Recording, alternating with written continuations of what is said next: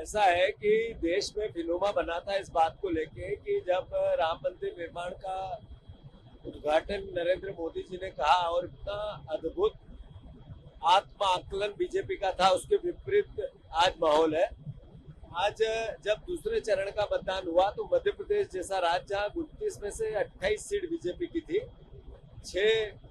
12 seat में से 6 seat पर कांग्रेस पार्टी अपना अच्छा परफॉर्मेंस दिया है और कम से कम 5 सीट हर हालत में जीत सकती। बेसिक लोगों के मन में अपने रोजगार को लेके, अपने परिवार के पालन पोषण को लेके, किसानों के इनकम को लेके, किसानों के खर्च को लेके जो बेसिक मूलभूत सुविधाएं हैं हर परिवार की, उन मुद्दों को जगह मिलने लगी है और वो विचार भी करने लगा है। वो नरेंद्र मोदी के भाषणों से अब ऊब चुका है और मैं मानता हूँ कि उसका असर चुनाव पे हो रहा है।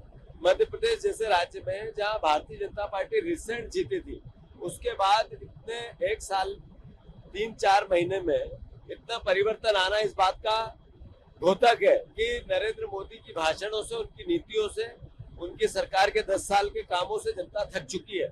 कांग्रेस पार्टी और भारतीय जनता पार्टी का जो रेशियो है वोट ऑफ परसेंटेज का, पहले 13-14% का अंतर था, अब 1-2% का अंतर रहेगा। लेकिन बीजेपी तो कह रही है कि मोदी मैजिक चल रहा है और वो असर दिखाएगा। और मध्य प्रदेश की 29 सीटें अब जीत रहे हैं। नहीं, भारतीय जनता पार्टी का ये सोच ही अहंकार जो रावण जैसा है और मैं मानता हूँ कि वो उनकी बातें करते रहे, जीते रहे, उनको धन्यवाद। पर जो वोट दे भारतीय जनता पार्टी को, हर घर में बेरोजगारी है, हर घर में महंगाई की यातना है, किसान कर्जदार है।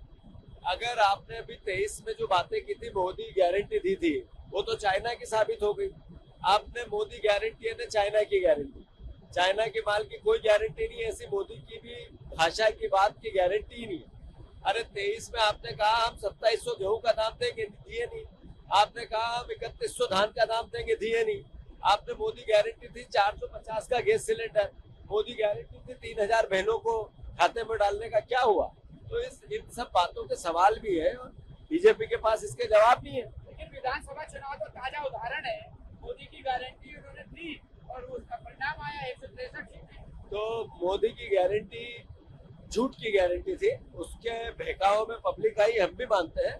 पर विधानसभा का चुनाव भारतीय जनता पार्टी की पॉजिटिविटी नहीं थी, हमारी नेगेटिविटी थी।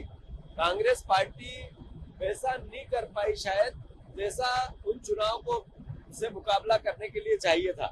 तो मैं मानता हूँ कि विधानसभा के चुनाव चले गए हैं, उसमें जो बोला किया नहीं। 20 साल में जो अराजकता की वो आज भी कायम है। 10 साल में नरेंद्र मोदी जी ने जो किया वो सर्वविदित है। अब वो भाषा, उनकी भाषण, उनके जिस तरीके के नफरत, घृणा, मंगलसूत्र, वो बातें जो देश और दुनिया समझ रही है, मैं मानता हूँ इसका असर है जनता पे।